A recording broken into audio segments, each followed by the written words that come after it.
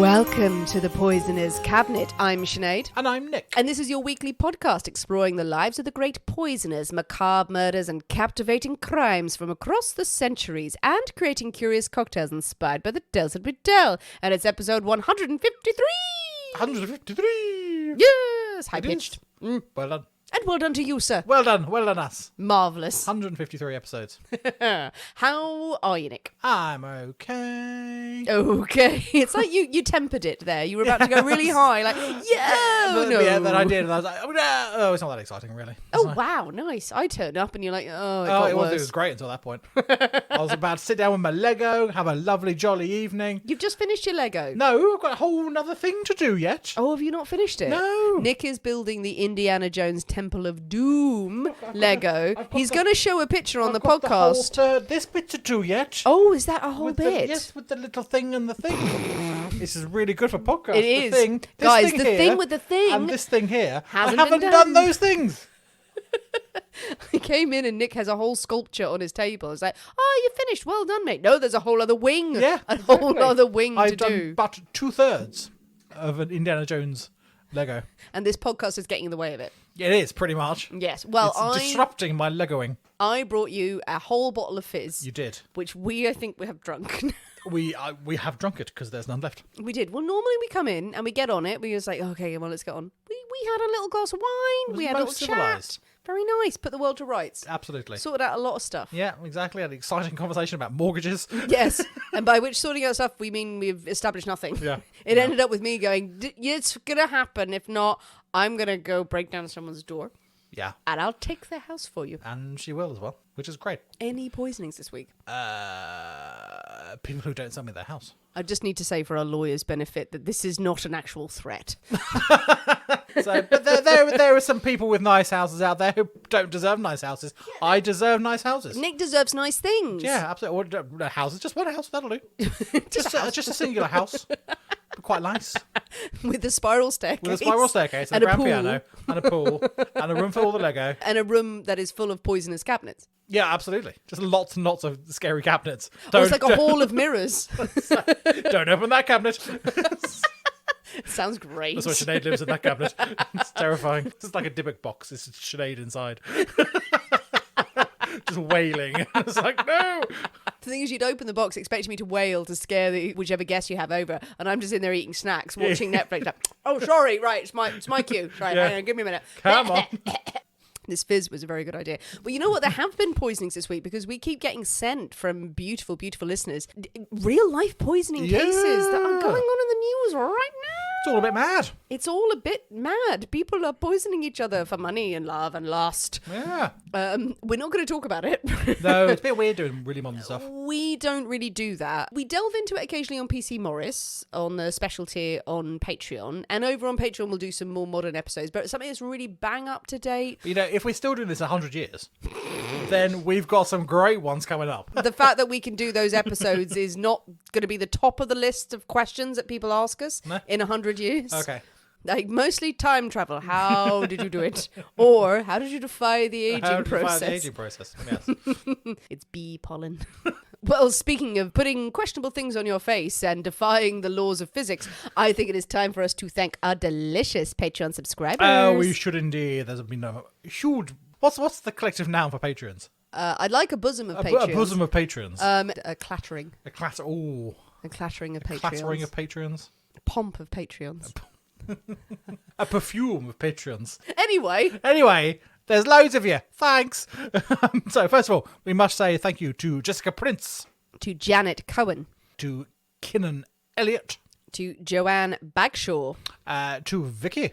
And to Christina. Thank you, you delicious, beautiful Patreon subscribers. Absolutely. Thank you for joining us. You're very, very sexy. Delightful. You're very delightful. We had fun on Patreon this week. Did we?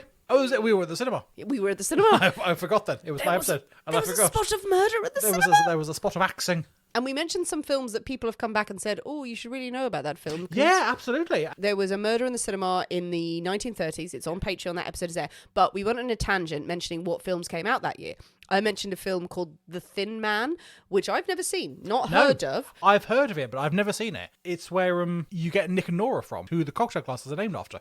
Oh my God. Yeah. So Nick and Nora are who? And Well, what? I'm assuming they're characters in the film. I don't know. I've not watched the film. But this is apparently where you get the name of that particular style of cocktail glass. Oh my god, from. they're not. Are they glasses in the film? Nick and Nora? Did they No, kill people? I think they're actually people. I've got my fingers up like that. I Yeah, don't you know have. why. Yes. Oh. Little finger puppets. Finger puppets. Hello, I'm Hello, Nick hello, and I'm Nora. Nick, I'm Nora. That was the I'm whole going to kill you. film. I don't need to watch it now, do I? No, I don't even know if it's a murder mystery or anything. So perhaps this is this weekend project. If you want to know what the Anyway. hell we're talking about, then do, if you haven't already, head over to our Patreon.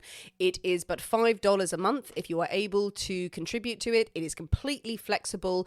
On there, you have over 130 extra episodes, as mad. well as lots of bonus content and videos and chat and live content as well with us, with our Belladonna Book Club. So it's a lovely place to be. Ask us if you need any more information on Patreon, or if you just want to dip your toe in.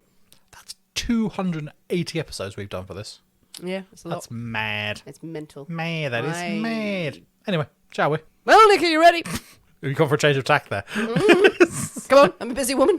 Yes, okay. To drink cocktails, talk about poison. You are busy. Or we can drink poison and talk about cocktails. Yes, whatever's quickest, apparently. Okay, let's go with the first one. It is my story this week, but we can't possibly have a story without a cocktail in hand. As you know, dear listeners, every week we choose a secret ingredient that is inspired by the tale that we tell, and it will flavour our cocktail of the week.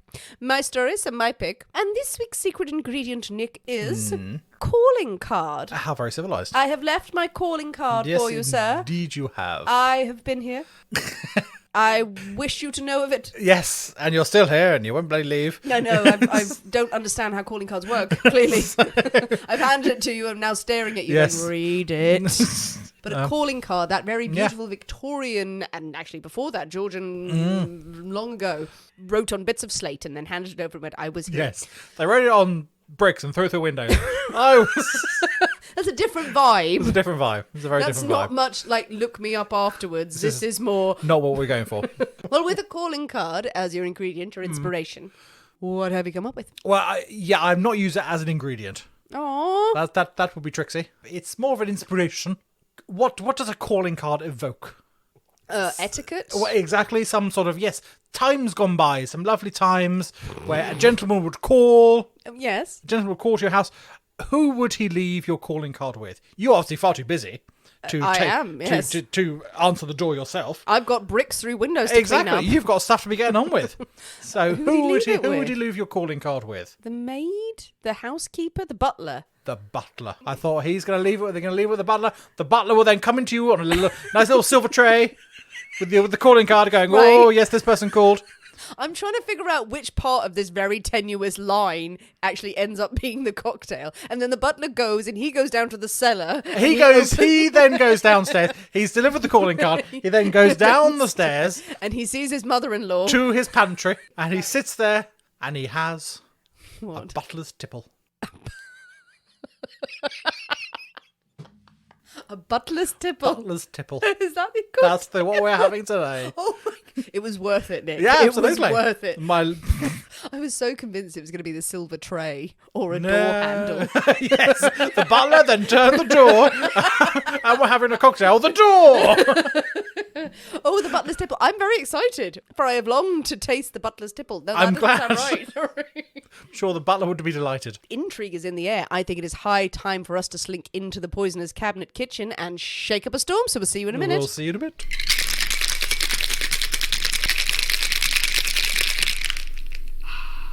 And we're back. Hello. We have the butler's The tipple. butler's tipple. We've snuck into the pantry. We have. Naughty, naughty us. It is a brownish amber Yes, variety. It has something floating in it. it does. The Lemon. butler. The butler. It's a lemon. Bit of lemon. Yes. A lemon twist. My determination to improve my garnishing. I thought, fuck it, I'm just going to chuck a bit of lemon in there. Yeah, how's that going? It's going well. It's better than nothing, isn't it? Is it? Rude. It's nice. It is just lemon peel. I express the oils over the top. And then threw the remnants in there. Threw the trash into your drink. Well, with that lovely image in mind, it does look very pretty. Also, when we took the picture, which is out on social media this evening, we did design our very own calling card for the picture. We encourage you this weekend as well to write your own calling cards and little messages back to us. Share them all on social media. We'll share them. Put them in stories on Instagram or wherever else you choose to put them. But we'd love to read your own calling cards. But for now, the butler's tipple. That's Simon. Merry Christmas. Merry Christmas. Yeah. Ooh. Ooh, okay. Hello. I was not expecting that. No. Oh, there's stuff in there that I know, but now it's all gone out of my head. No. Oh, shit. All that butler's got a past. A life on the stage, I fear. He's seen some shit. Good things or bad things? Oh, a mixture of both. Because I'm feeling this is lovely and light and fruity and everything, so it's a good past. Oh, no, that's good. I'm surprised at how much I like that. I am too. Should I be? Okay. Now I have to guess what's in it. This is so frustrating because I'm not going to say any of the right things. You're not in this one. No. Really familiar taste in here of alcohol. Okay. Right. There's something. It's not the ancho chili, is it? It's not, no. It's not, but there's something herbally in there. Strager? No. Shit. Benedictine? No. Yellow chartreuse. Oh, god damn it. We've come to an agreement that after many, many months of torture, yellow chartreuse is passable. Green chartreuse will not get by. It will not get by. Okay, so yellow chartreuse. There's a bit of yellow chartreuse. Not a huge amount, but there is some yellow chartreuse in there. No, but there's something else in there. There is something else herbally in there. Good stuff in there. Sugar. There is sugar in there, yeah. Sugar. I think it's sweet. It's a bit too much sugar. Yeah, I'd for say my, it's a little for my bit. taste. I think it's gone slightly overboard on the sugar, so that needs something to with back lemon. a bit. Did you have lemon? Literally just the oils over the top. And then brown, something of so the brown. you're missing two things. I'm not going to try. Just tell me. So the base is cognac. Oh, I was going to say cognac. Cognac there, and then we have some Suze. Suze.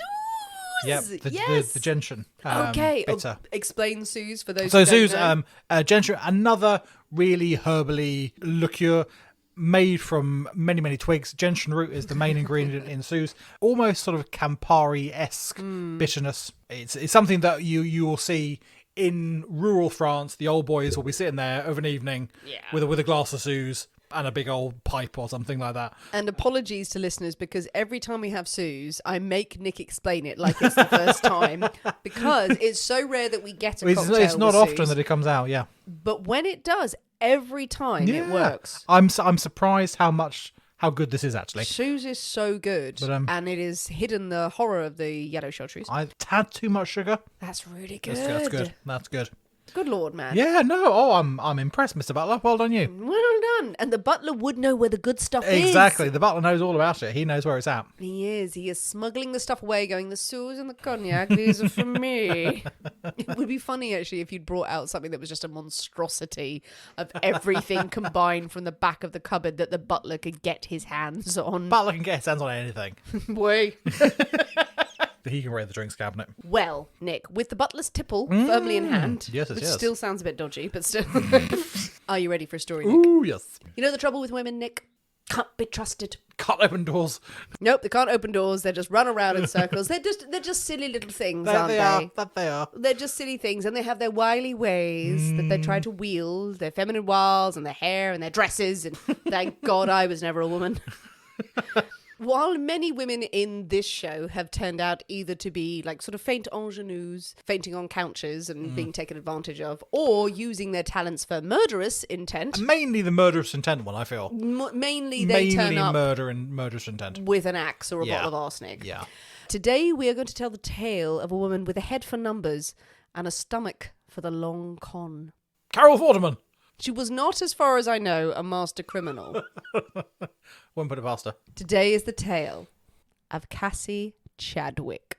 You say like I should know who that is. Oh, for she has many names, Nick. Okay, I might know one of those. And that's not even her real name. Okay. But she will go down in history in America as pulling off possibly the greatest con of all time. Oh. The most audacious, certainly. This sounds fancy. So, Cassie Chadwick, as she is known to many, was born on the 10th of October 1857, but her birth name is Elizabeth Bigley. Bigley, okay. Betsy, she is known as, to her siblings. Now, some people have it Betty, some people, they make up all sorts of It's things. all interchangeable, really, isn't it, with Elizabeth? It is, very much. Yeah. But Betsy, that's how she's known. She's one of 8 children, growing up on a farm in Ontario. Not much is known about her childhood. Well, a bit. It was on a farm, primarily farm-based. Farm-based. Father worked on the railroads. It was not an opulent life by any stretch of the imagination, but it was not completely poor, poverty-stricken. But Betsy, as she was known by the family, when she is younger, she suffers hearing loss in one ear, and that causes a speech impediment, apparently. This results in her being teased by her fellow classmates at school. As a result, she gets very quiet and very insular, and results in more teasing. So it's not great. Children are bastards. They are. You can't bloody win. You can't win. She is then known, whether it's because of this hearing loss, which I think there's no indication whether or not this rectifies itself or whether it continues. But the main thing that people comment about her is that she goes into her own world. She goes into these seeming sort of trances of just silence for long periods of time. Nice bit of daydreaming, nothing wrong with that. A lot of daydreaming, to the point where people think she is just hypnotized. She is completely entranced for hours at a time. And then when they sort of wake her up, she's bewildered and is like, oh, what's going on? So people call her peculiar. Ugh. Peculiar. Given later on, maybe people are just going, oh, she was always a weird child. Yes. But as Betsy grew older, this daydreaming turned into tales from other people that she was just had a vivid imagination. She was always vividly daydreaming and like coming up with ideas. She didn't really want to be present in her life. Farm life was not for her. Fair enough. It's not for everyone, I feel. Yeah. I wouldn't enjoy it. No.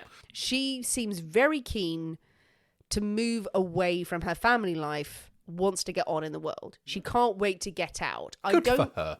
Now, there's no reports or evidence of anything happening to her. No, she wants a better life. Maybe. Let's hope it's that, and there's nothing else untoward.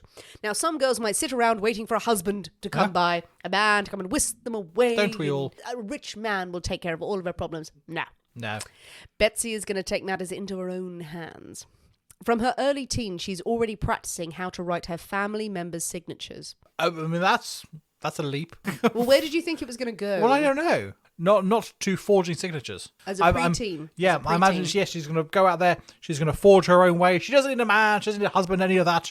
But from leap to, I'm going to forge my family signatures. Well, how many women are successful when going out in the 1850s and 1860s? There were a few.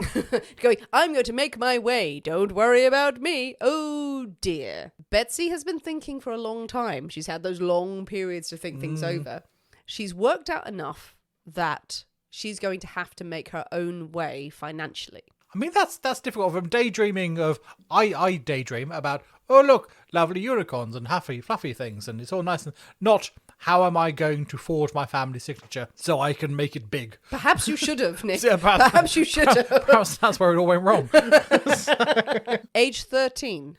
Yeah. She walks into a bank in Ontario. She opens a checking account, presenting a note from a distant English uncle that detailed the large inheritance that is coming her way. Ooh, lucky her. Yeah. So call this a promissory note. Yeah. Of a type. Need a bank account to put it in. The clerk believes her. Goes, okay, good. There's a hefty inheritance, and this looks pretty damn professional. This note. This looks serious. It's not the scrawls of a child. Issues her checks to spend. She says thank you very much. Goes on her merry way and goes a spending. A spending she goes. Soon it became clear there was no inheritance. There was no inheritance. Betsy had forged the note. Maybe the bank clerk, now, given her age and her relative Impressive at 13. inexperience, but still has managed to convince someone. Good for her. The bank manager is probably coming up to that clerk going, why are you giving checking accounts to 13-year-olds? And why is a 9-year-old running the bank vault? Yeah. What's wrong with you? Betsy has managed to convince this person with her skills as a forger. Now, when she is caught, she is just given a warning. She's 13. She's a girl. I mean, it's a bit embarrassing to admit that quite. she's conned someone. And people go, she's a bit simple. She's a bit special. Far from it, I feel. Very convenient narrative. Yeah. Like, oh, she's foxed us all. You know what? Slap on the wrist. Don't do it again. Oh, she does it again. She does it again. Reports of what she does in her teenage years vary wildly because not everything is provable. There's lots of rumor. Yeah. But she is going off thinking, great, got away with that. She is forging promissory notes from all manner of people. It's alleged that she gets a $250 promissory note in the 1860s from a farmer.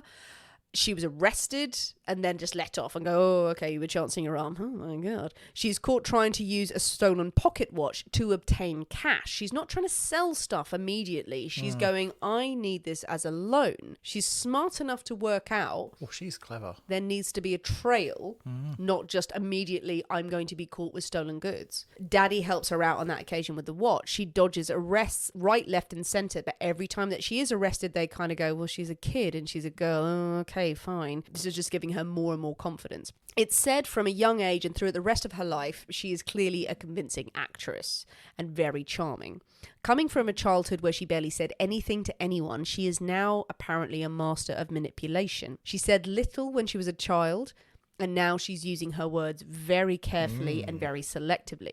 Her aim was to lure people in to give her what she wanted and then really have no regard for them whatsoever. She's clever. Her biggest con in Canada, what would later become a trademark of hers, and she would employ later in her life and then she would embellish and build on. She tried to pass herself off as a wealthy heiress. Okay. Probably in her later teens now, so she can dress herself up, look the glamorous part. At one point, she claims to have been part of the Cunard shipping family. Yeah. She saved up to buy very expensive letterhead, so really expensive stationery, so she could forge notes on them. Well, Cunard, they will not have any old tats No. papers. They're going to have something fancy. So She's smart enough to know this. And then that's clever thinking. Yeah, she's not writing down going, hello, I'm from the Yeah, Cunards, it's not on the here we back of a are." serviette or anything, is it? She's No. writing this stuff. It's on. And she realises that she can use the name of these people to convince people to part with a loan, a small loan that she will pay back several fold. Well, those names have impact. Oh, yes. Yeah. She writes up fake notes from a fake attorney detailing how she was about to come into an inheritance of $15,000. She would use this letter to obtain money or promissory notes again from banks and businesses saying, I have an inheritance, I need a small loan, but I will pay you double, triple over it. And this may sound like, oh, of course, all con artists will go, I'll pay you double, mate. These are the banks, a lot of the case, setting the interest rate because she hands it over and can flutter her eyelashes, we can only assume. And we can also pretty strongly assume the banks are going, oh, okay, but we'll need an interest rate that will result in you giving us like 50-60% Probably more. also thinking they're fooling this stupid young woman who's coming in. Stupid rich little girl. Yeah, stupid rich little girl. She's signing these things, giving them, stupid interest rates and what have you. They're the one who have pulled the trick here. Absolutely. On her. They're only too happy to do this. It's not to discredit her skills as a negotiator because she plays this con, she hands over these notes, goes without saying, this is a day there's no credit checks. No one is calling absolutely. anyone. No one is double checking. They see a fancy letterhead and go, my God, this woman has money. You've got a good All name, this you money. play the part, you've got the paperwork. What else do you need? She would then call into shops, pick up a very expensive item, like high value furniture, artwork. She's not going for like $500, $1,000. She's going for $10,000 items. Very expensive furniture because then they're going to believe her. She's serious. She pays for it by check.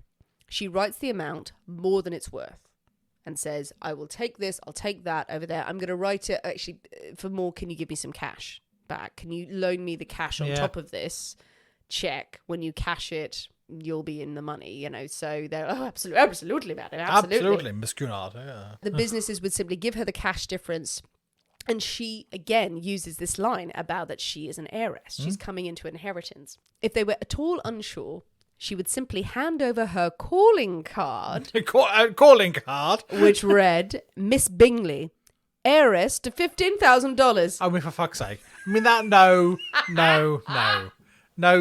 that's stupid. Yes. That's stupid. Yes. No. And people went for it. I mean, oh, come on. Right now, it seems stupid. I was with her until this point. I think you go, girl. You crack on. You have a grand old time. Oh, you think it's foolish. But I think that's desperately stupid. It works. People hand over the cash. Now, maybe this is early in her career. So maybe it's this touch of naivety to go, I'm an heiress to $15,000. Yeah, I think you want to be more subtle than that. She probably learns as she goes. Yeah. So maybe handing over those cards going, I have money. I'm Cornelius van Vinkbooms. I have no money and some strychnine. Yes, she would walk away with thousands of dollars in different instances. Like, this is built over time. This is not in like the space of a week. She builds her time up. Now, the scheme does falter in 1879 when she's passing forged notes. She ends up being arrested and standing trial. But again, young woman, and seemingly not all there. The defense gives this as a reason, like she's not all there. You need to let her off. And she plays up to this in court. Sure she does. The judge is saying to the jury, you need to dismiss this case. She's clearly not of sound mind. The jury take 2 hours going, she seemed pretty fine when she walked in. But in the end, she's let off, walks away free. La, la, la, la, la. But now it is time for her, she feels, to leave Canada. It sounds wise. Yeah, she's been caught. Okay, people are getting wise. So she goes over to the USA. Some say the family ship her off and go, look, go and live with your sister, Alice. Go and live with Alice in Cleveland.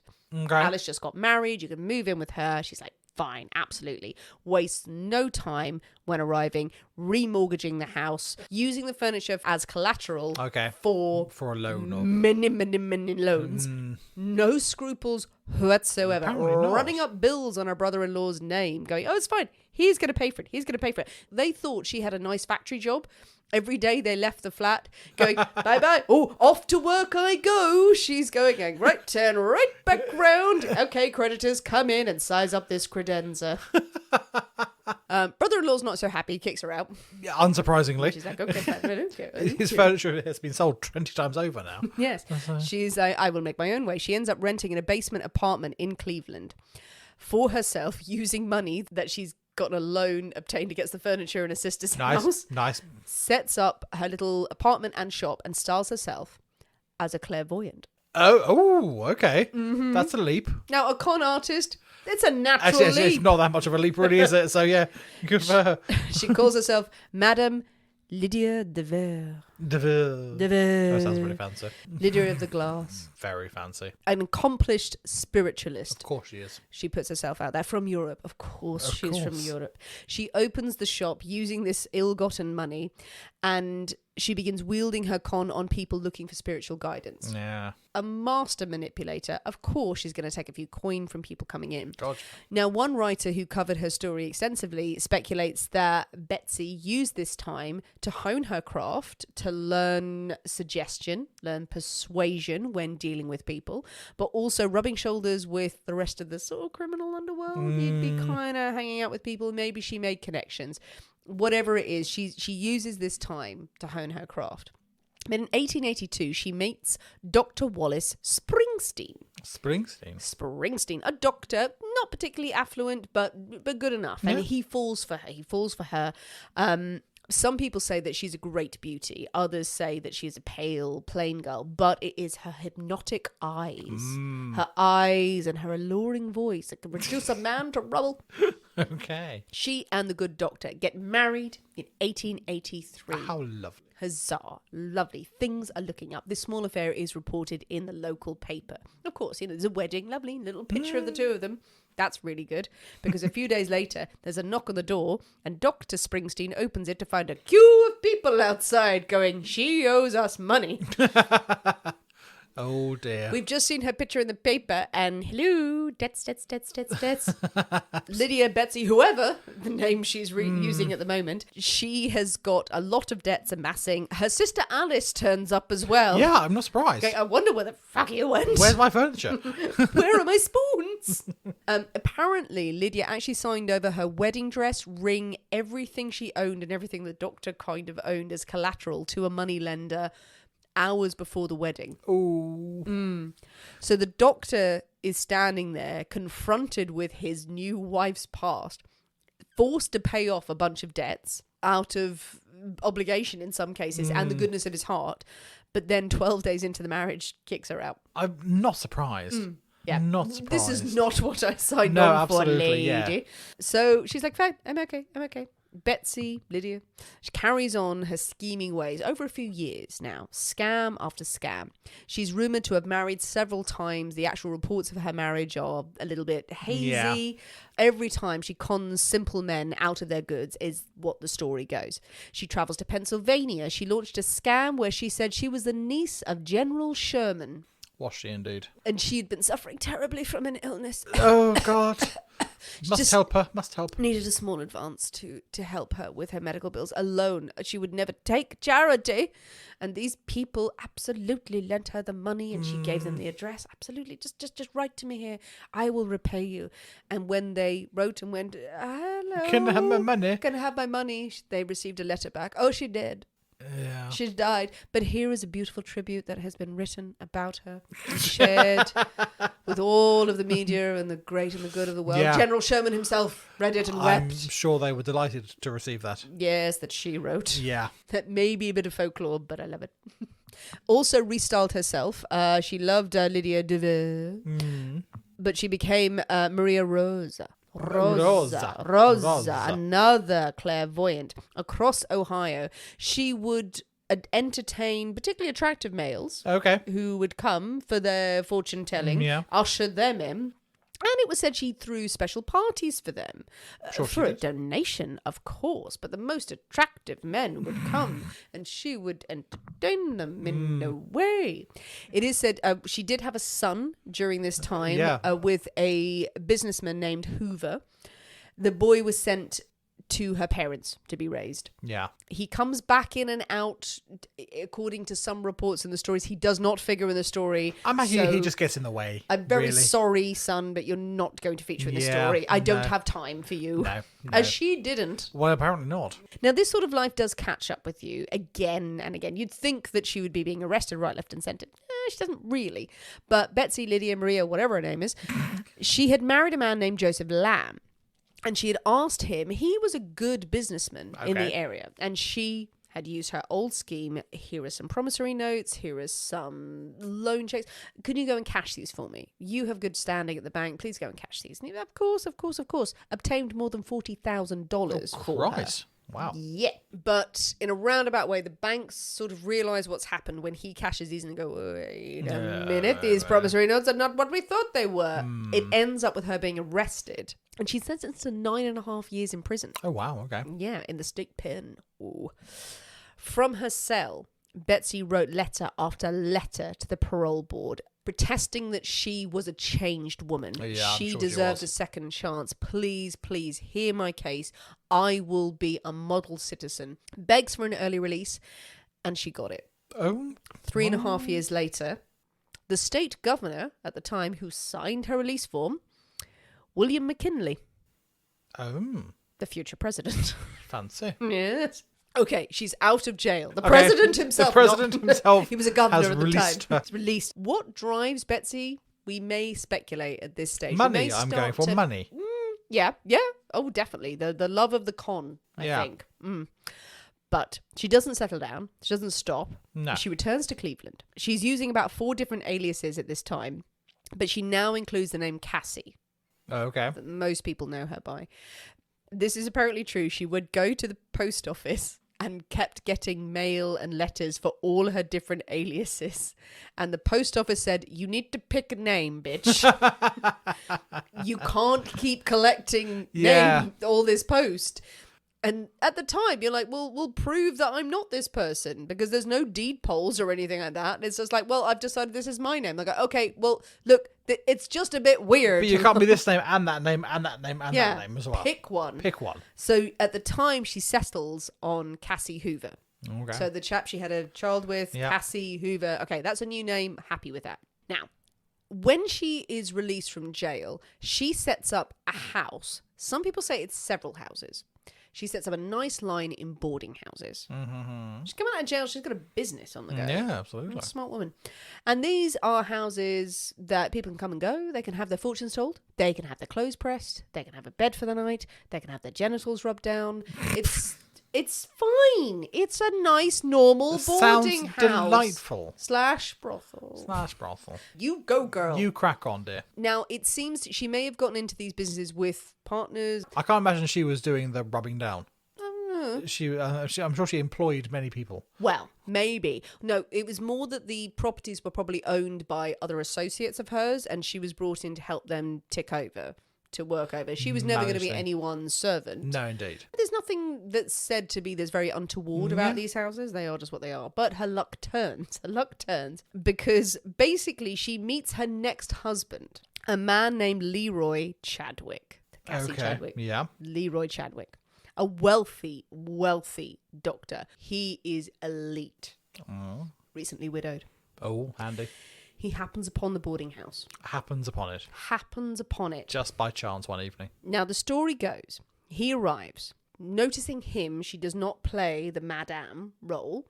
She plays the wide-eyed, kindly widow role, who is there working, like looking after this boarding house, and is flirting with him and being very kind and genteel. And he challenges her, not directly, not in a nasty way, but says, okay, well, you're a respectable woman. What are you doing in Why are you here? this house? And she says, what? That this house, in so many words, that is of ill repute. And Cassie faints. Oh, I had no idea. Not a clue. Faints dead away. I had no idea. This is a place of ill repute. Oh, my goodness me. I have only just helped people in here to this boarding house. Good sir, please help me out of this house. Oh, my goodness, my reputation shall never survive this slander. They end up getting married. Yeah. So Within a couple of hours, I would imagine. So he was there for a reason. Yeah. But was taken enough with her. This is a man I cannot understate. He is part of the elite. Yeah. He lives on Millionaire's Row. He's a fancy chap. So he's gone to this place. He's met this woman there who is claiming to know nothing about it, if the legends are to be believed. He's going to marry her. Yeah. How much sway and persuasion She's good. must she have? Yeah, she's good. That he is going to bring her into his house at that time. He lives on Euclid Avenue, which is known, as I said, as Millionaire's Row. This is where a Rockefeller lives. Yeah. This is where a US senator lives. Lincoln's private secretary lived. Well, his former private secretary. Don't know what he was doing at the theatre that day. Writing everything down. But this is a fancy street. Fancy place, yeah. Cassie is now there as Cassie Chadwick. She is going to be mixing with this man whose families are aristocrats. Meh. She has made it. God, yeah. If that was her goal, Why wouldn't it be? well, she's with the elite. Does she want to be the highest member of society, or is it just the money? Well, she's probably got a fair bit of that as well. Oh, she does. Yeah. Oh, she does, my friend. Now, the friends around her, the people who live on Millionaire's Row, are obviously a little bit curious about where the hell did she come from and why is she now married to you? There is another rumour that she helped him with his rheumatism and massaged it away. Oh, there we go. That'll do the trick. But she's so delighted being part of this world. She's keen to impress, keen to flex. Okay. Using her husband's wealth and her own ill-gotten gains, she redecorates his house. Bright colours, new art, incredibly over-the-top pieces, which include sculptures from the Far East, Fancy. custom clothing and hats from New York, Quite right. furniture from Europe, As one should. IKEA, 8 trays of diamonds and pearls Nice. worth $98,000, including 1 rope of pearls reportedly worth $40,000. Wow. A perpetual motion clock encased in glass. Okay. In this house, they obey the laws of thermodynamics. A clock that can't possibly exist. A $9,000 gold pipe organ. I mean, that's the gift for someone who's really got everything, isn't it? So, I mean, some Yeah. people call it a pipe organ. Some people just call it organ. That is still gold. yeah, either way, that's grand. It's going to sound terrible. And also a musical chair that played a tune when you sat on it.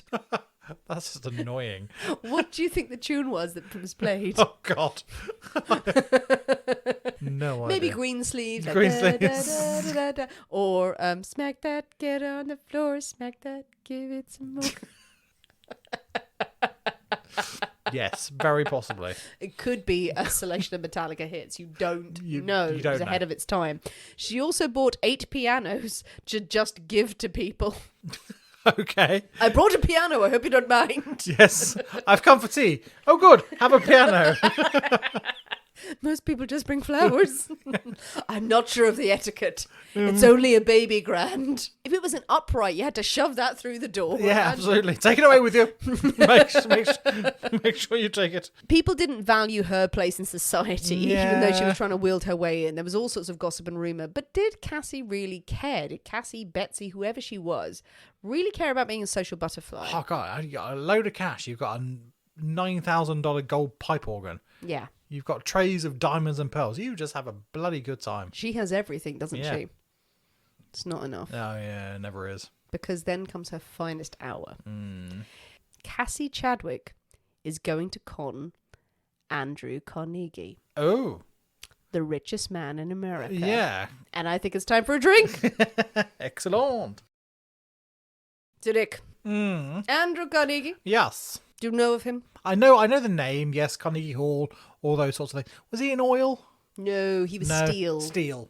So oil was Rockefeller. Rockefeller was, because there's all those names, and they're like, steel and oil and railroads and things, and it's lose track of who was doing what. So you've got the 2 richest men in America at that time, and contested maybe of all time. You've got Carnegie and you've got Rockefeller. Yeah. So he's steel industrialist. I'm not going to go into the whole history of him, but at this time, around 1902, in 1901 actually, it was that he'd sold Carnegie Steel Company to J.P. Morgan, another great name, big old name. Yeah. for the modern equivalent of $9 billion. Yeah, that'll do it. That's quite a lot of money. Many millions, making him the richest man in America. At that time, he is ahead of J.D. Rockefeller. Yeah. J.D. Rockefeller, who has lots of money, and they're basically going, But yes, the time of the Carnegies, the Rockefellers, the Gilded Age. Yeah, Nick. the Vanderbilts and all those sorts of folk. Yes. What did the Vanderbilts do? I don't know. I think they Were may. they railroads? I think they may have been railroads. They were railroads. Railroads. Every time I hear Vanderbilt, I just think belts. Belts. Yes, they just made belts. Based on built, which isn't even spelt right. Andrew Carnegie, he is alive and well. He has done well in his life. Oh, yes. Many billions, which will be printed about in the press. In 1902, Cassie Chadwick, as she was then known, took a train to New York. She went to stay in the Holland House Hotel, very opulent hotel. It had a $350,000 wine cellar. Wow. At the time. That's 3 bottles. It was a shit wine cellar. They just stood there going, She knew a man named James Dillon was staying there. Now, Dillon was a lawyer and a friend of her husband's high society. And she bumps into him by accident. Entirely accidental. Yes. Bumps into him. What a coincidence. How lovely to see you. I'm in town on business, she explains. In fact, would you mind escorting me? Because I actually have to go and pay a visit to my father's home. And I would appreciate a friendly face with me. He agrees, of course. They get a hansom cab. They're chatting away. They're talking away. And she's given the address to the driver. And he starts to sort of do a double take when they pull up. And he realises that they're outside the enormous mansion that belongs to Andrew Carnegie. She gets out. I won't be a moment. What the fuck is she doing? What? She gets out. She goes up and knocks on the door. And from his perspective, he sees her knock on the door, talk to the butler and be invited in. What she's done is she's gone up to the butler and says, I need to speak to the housekeeper. Invited in, speaks to the housekeeper. And she says, I am about to hire a maid who I believe has worked for you in the past. Could you give me a reference? And there's this long drawn out conversation with the housekeeper going, I don't know this maid. I don't know of the name. And she's, are you sure? Are you absolutely sure? I'm absolutely certain she worked here and I'm a woman of good standing. Oh, there's no question, madam. Oh, I'm so terribly sorry. Have I troubled you? Could you double check with some of the other servants? She's definitely not been here. And this is drawn out and drawn out. I'm so sorry to have taken up your time at a beautiful home. It's so lovely to have met you. Please, I'll, please let me out. And the butler waves her out, all good smiles and good humour. Drag this out to up to about 30 minutes. Yeah. So a good meeting time. Comes out from under her coat or under her dress, she has a brown envelope. And she gets back into the carriage. Joseph Dillon is like jaw on the floor like, what? She gets into the carriage and a page out of this brown envelope scutters to the floor in front of Jane. Oh my goodness, oh my goodness. And he picks it up and he looks at it and he sees that it is a promissory note for $2 million signed by Andrew Carnegie. Yeah. And he goes, why do you have this and why are we here? And tell me everything. Tell me all your secrets. And she goes, no, I couldn't possibly. Okay.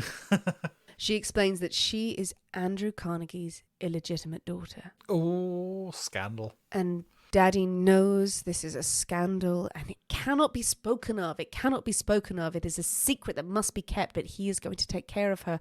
And she has this envelope and she shows him that is full of promissory notes from anywhere between $250,000 to $5 million. And she also says she has a trust fund of, reports differ between $7 million and $10 million from Carnegie himself. Some in steel bonds, some in cash.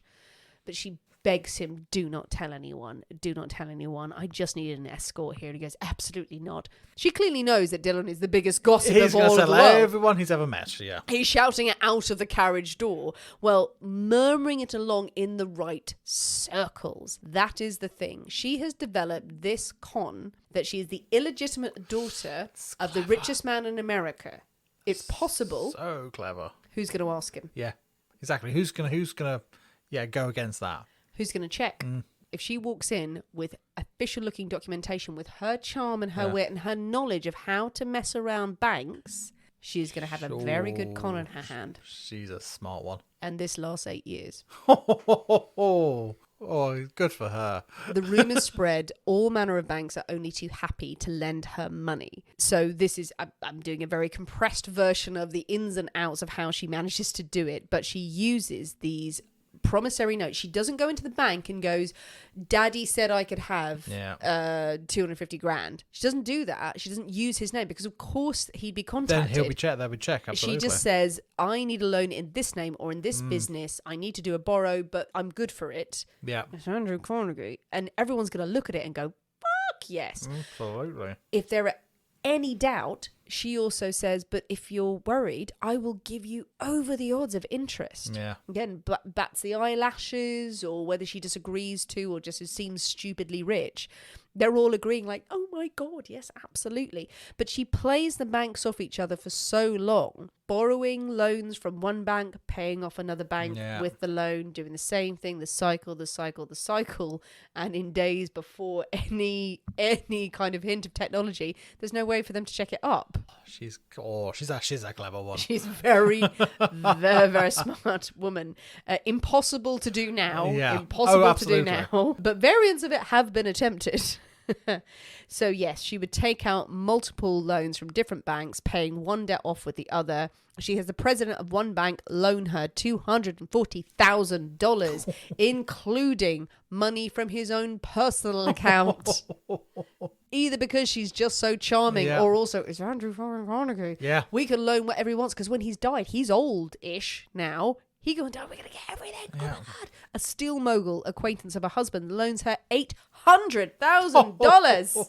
People give her personal checks, loans, because she always signed her promissory notes way above what they were. Nobody checked or contacted Carnegie. And this is a point while you don't have text messages or mobile phones, he would later say, any bloody one of you could have spoken to me. Yeah. Any bloody one of you. You know where I lived. We all knew. You all knew where I live. No one contacted him because who's going to ask him, did you have an illegitimate daughter, sir? And have you got a little bit of a sly business going on? And also, we've given massive interest agreements on this, which you probably shouldn't have done. Yeah. And we don't really want to be pulled up on this. And also, oh my God. So no one asked him. No one asked him because they just believed in this lovely power woman. of a name. She had a great time. She lived well. She was also noted to donate money to many charities, to very good causes, to the suffrage movement at the time, to colleges. She lived very well herself, but she did donate and was benevolent, but also her antics would result in a lot of people losing their life savings. That's less good. But that's the thing, is that she wasn't just doing it just for the greed and just how much more money can I use on my lifestyle. It just seemed to be the con. that was attracting her. Yeah. It Yeah, it's all- the thrill of getting away with it.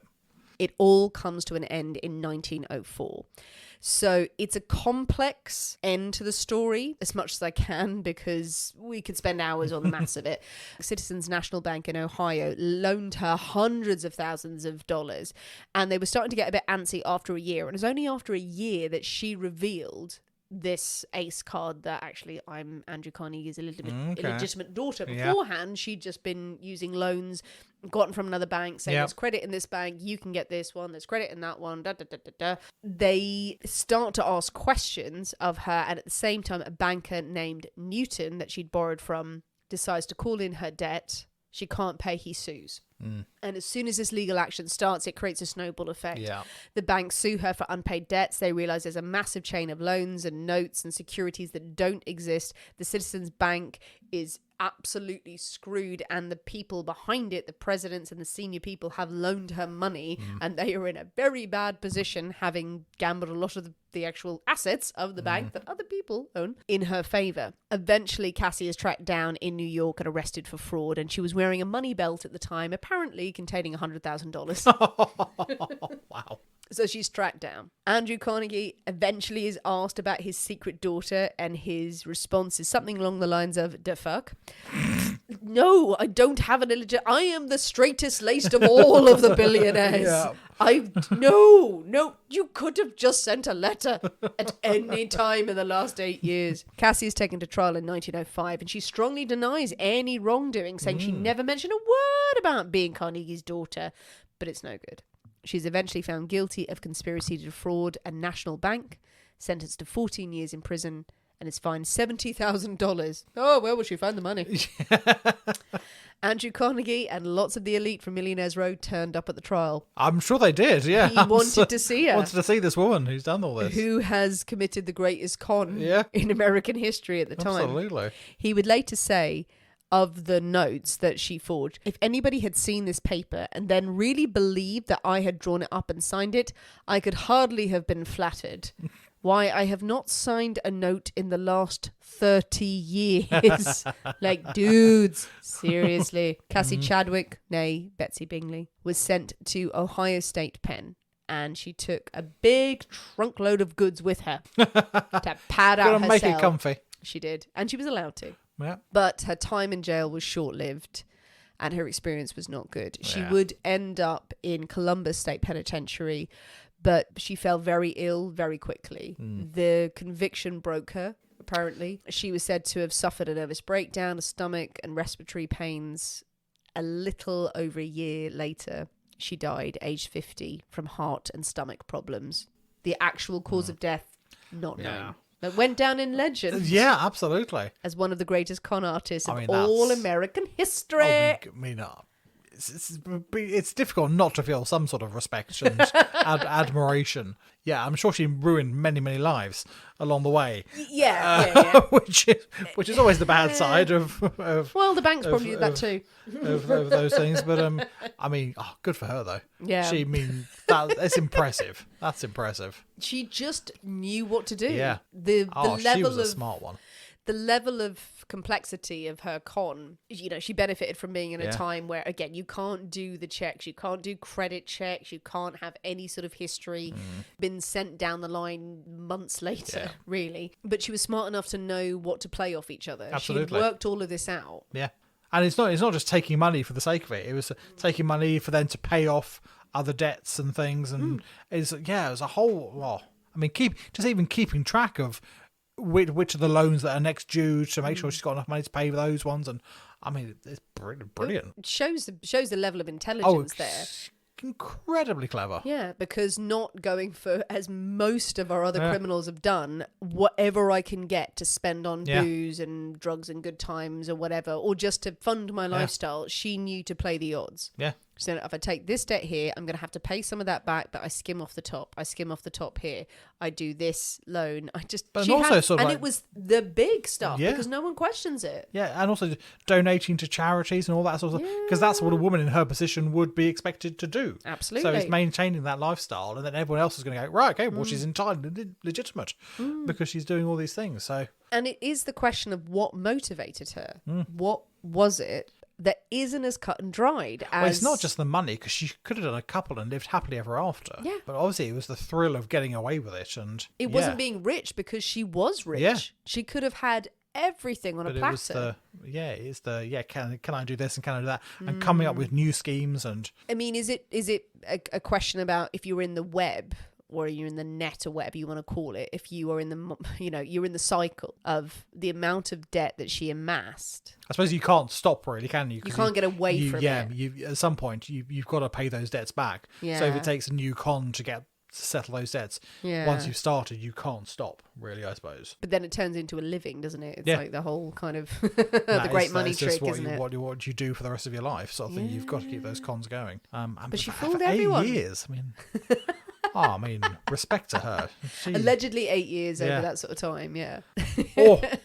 And there's a few people who've speculated that the reports on her life, yes, there's embellishment. There's embellishment, there always is. People not wanting to report on her as much because she's a woman. She's a woman. How could a woman fool all of us big, banky men? Yeah. People not wanting to give details of her life. The banks did not want to give a lot of detail because it was like, she got us. Yeah, it's embarrassing for them, absolutely. And they probably couldn't have revealed it as in like, this is how you do it.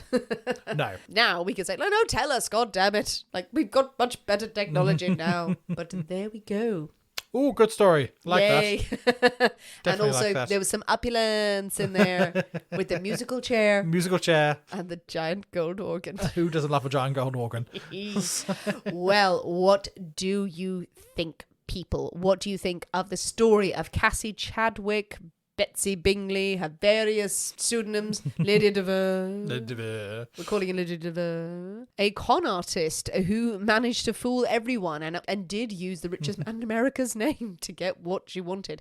What are the little legends and stories associated with this case do you know of? Tell us what you think. Jump on the comments of this episode wherever you're listening to your podcast or on social media to share your thoughts, your feelings and your musings and your other schemes. What would you have done in that era? Yes. But most importantly, you simply must mix up the butler's tipple. Oh, it's a good one. It was very good. It's gone down very well, that one. Yay. Absolutely. So, the rest we will be out this evening. It's got a few weird bits in. It's got stuff that not everyone's going to have in. So, if you haven't, mix up something else. Let us know what you're drinking. Yeah. I'm always intrigued to see what cocktails people are coming up with. But if you can, butler's tipple. It's good. Get it where you can. Yeah. Go to your local cocktail bar. If they've got Suze in, get them to mix it this. Give them the recipe. But mix up a cocktail wherever you are and send us your calling cards. What messages do you have? Do you want to leave with the butler? Please leave us a review on Apple iTunes if you haven't already. Come and find us on Instagram, on TikTok, on Facebook. If you want to engage with us, we would love to see you there. And remember to keep sending us more suggestions of stories we can cover into season 4. It doesn't have to be murder-based, but good crimes. We want to hear about them. Thanks for listening, guys. We have been the people inside the poisoner's cabinet. We will see you next week. And remember, your loved ones are trying to kill you.